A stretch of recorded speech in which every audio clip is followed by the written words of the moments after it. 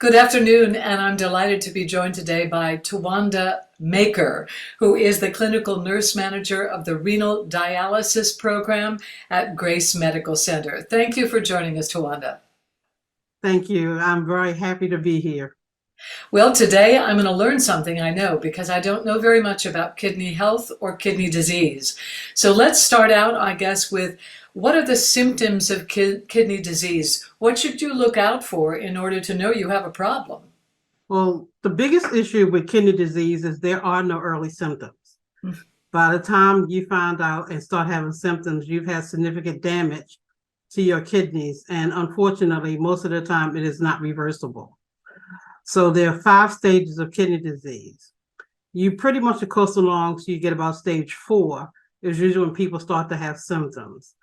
The biggest symptoms is fatigue.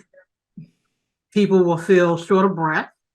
They lose their appetite, have headaches, they have trouble sleeping, lack of concentration, they start swelling. But usually the thing that sends people to the hospital, to the emergency room, is they develop shortness of breath.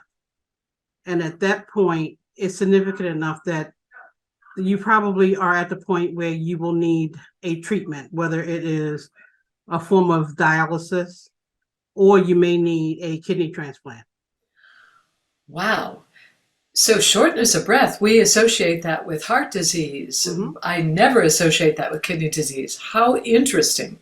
Yes, because what happens in kidney disease is the kidneys lose their ability to filter waste and fluid. So as the kidneys aren't able to filter fluid, the fluid tends to build up until it gets to a point where it has no place to go.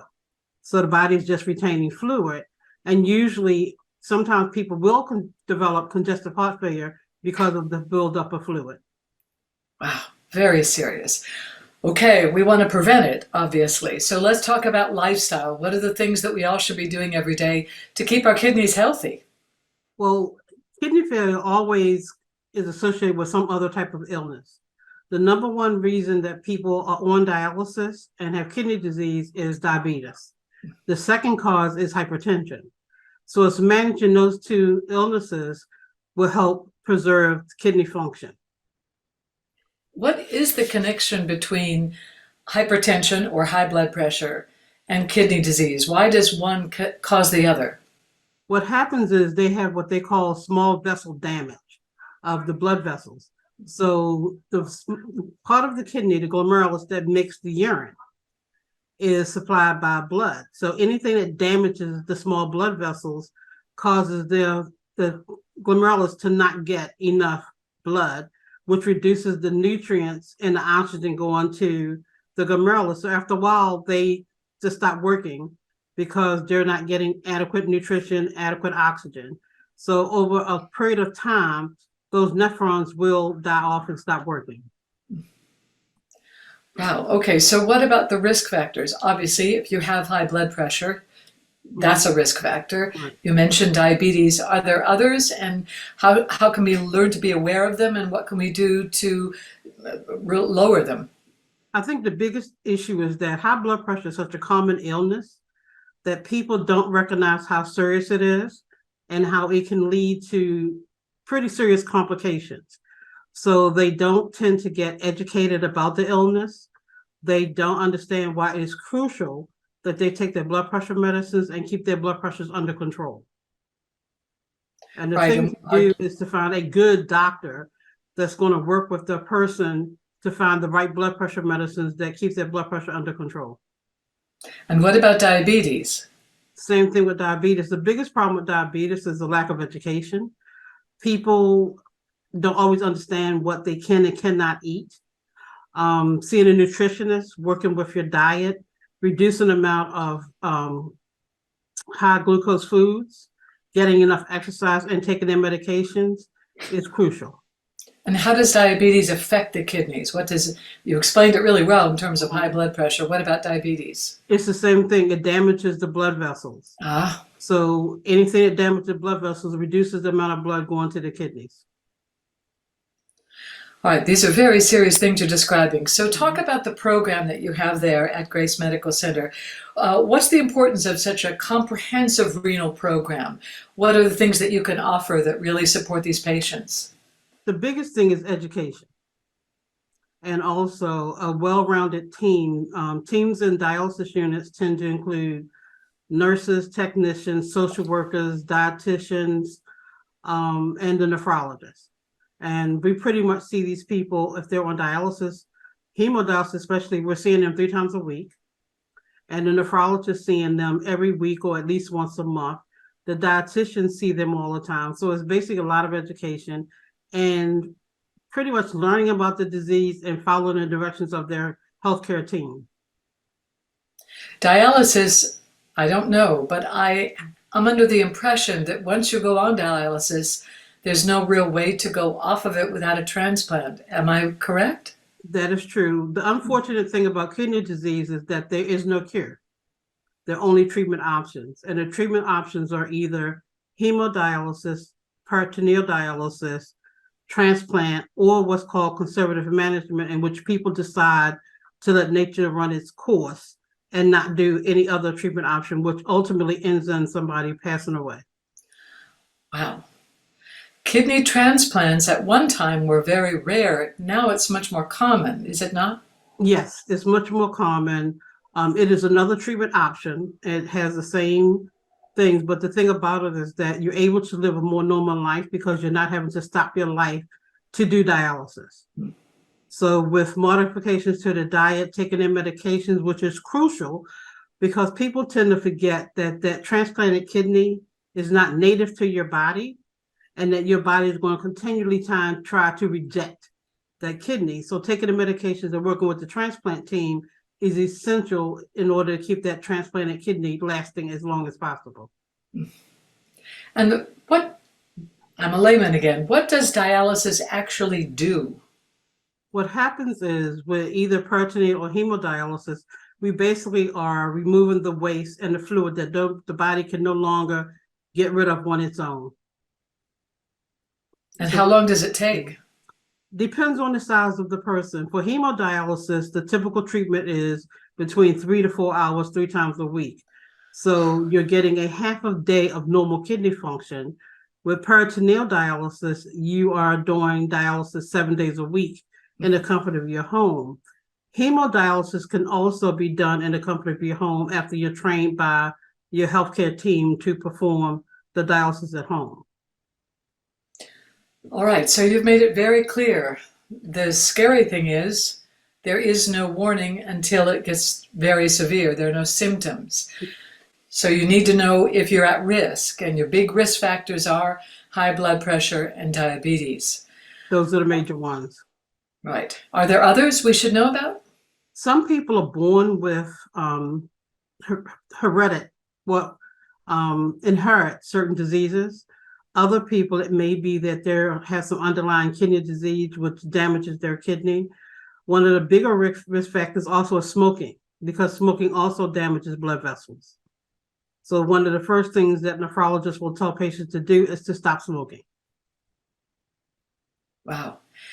What advice would you give people who may be listening who have been newly diagnosed with kidney disease? What should they look for as they face treatment, and what sort of support systems can they ask for? The biggest thing is education. It is learning about the disease. What are the limitations that you're going to have to learn to live with? Some of the risk factors can be mitigated by learning what to eat, what not to eat. If you're doing in-center dialysis, you have to watch the amount of protein that you're eating. You need more protein. Your potassium that is in dark green leafy vegetables, tomatoes, you have to limit that because your kidneys are no longer able to get rid of them. Working with your healthcare team and being honest with them, what are the limitations that you cannot accept? And working around those limitations, because it is a total change in your lifestyle. No. Boy, it sounds like it. You must deal with patients who come in and are feeling pretty anxious and distressed and depressed about what they're facing. Depression is a big major illness in dialysis patients, because in that one sentence, when the doctor says we're going to start you on dialysis, your life is forever changed as you knew it, because now you're dependent on something outside of your body to keep you alive. We're fortunate at Grayson that we have a mental health department that we work with to get patient support. And family too, I imagine, has to be Yes. part of this. Yes, because when you get diagnosed, not only are you dealing with your own reactions to being on dialysis, you're also dealing with your family's reaction and also the socioeconomic impact of now that you are no longer, a lot of times, not working, or you have facing a reduction in your hours because you have to accommodate your dialysis schedule. So all of that together creates a tremendous amount of stress for the patient and their family members. I am assuming insurance covers something this life-saving.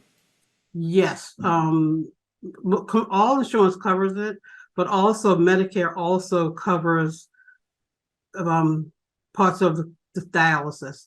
And also in Maryland, we're fortunate enough to have the kidney disease program, which also helps pay for dialysis.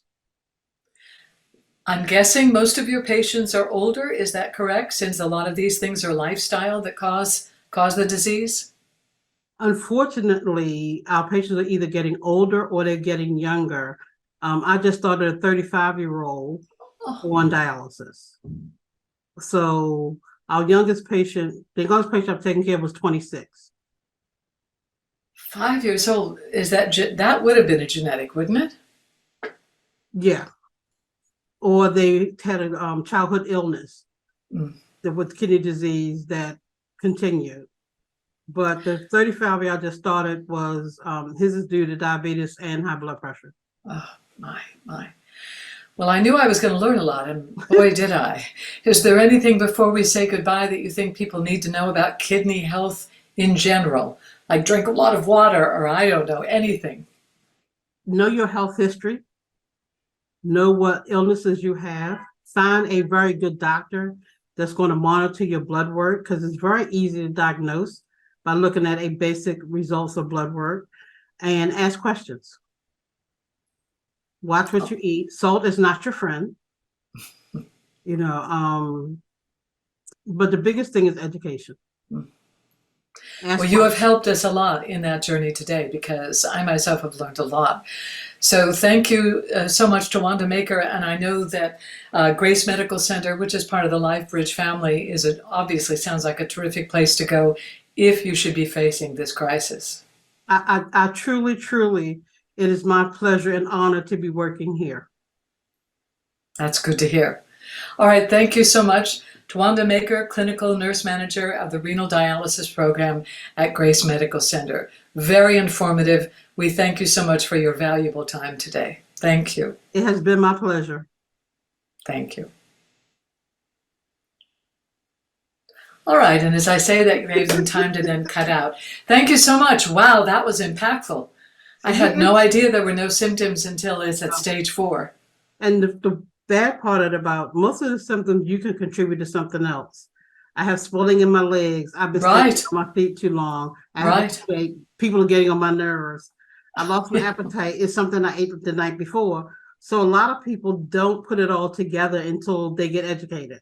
Right. And they realize how serious this is. And shortness of breath. I mean, you think, oh, it's my heart, or, you know, I got to do more exercise or something like that. Yeah, the body is a remarkable instrument, and that as the kidneys fail, the body keeps adjusting until it gets to a point where it can't adjust anymore. Wow. Then the person will need some type of treatment. Well, if they do, Grace Medical Center, clearly a place to go. Thank you, Tawanda. I'm sorry we had that difficulty at the beginning, but I sure do appreciate you joining us. I'm glad to meet you, and thank you very much. All right. Thank you. You have a great day. Okay. You too.